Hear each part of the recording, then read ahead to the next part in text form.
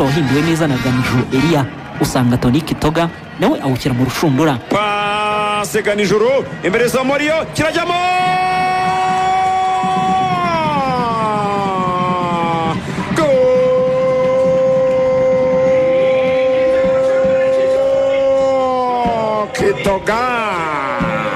AS Muhanga yakomeje kugaragaza urwego ruri hasi mu kibuga dore ko kugera imbere zamu rya Rayon Sport bitigeze bikunda. Igice cya mbere cyaranye ikipe ya AS Muhanga itsinzwe igitego kimwe ku busa.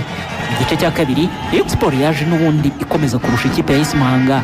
Ku minota 51 ikipe ya Rayon Sport yatsinze igitego cya kabiri cyinjijwe na Cindy Paul Jesus ku mupira mwiza Tony Kitoga yamucomekeye. Tambwe Gurari nawe ahita awuha uyu mukinnyi ukiri muto ya dore ko afite imyaka 20 umupira awushyira mu rushundura. Gurwara aracomeka imerezo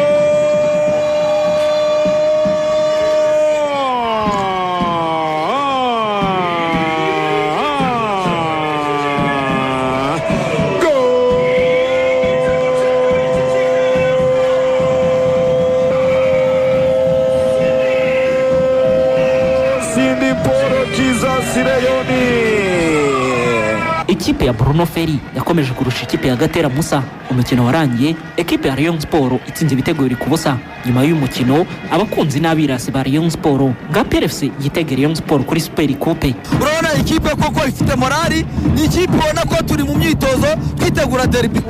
Stade Amahoro n'abarinya arabari ubururu n'umweru gusa. Bikuvuga ngo bagiye kubona ibintu batigeze babona muri football mu Rwanda. Impinduka zarabaye ndihorera noneho nshyiramo. Umutozo wa Rayon Sport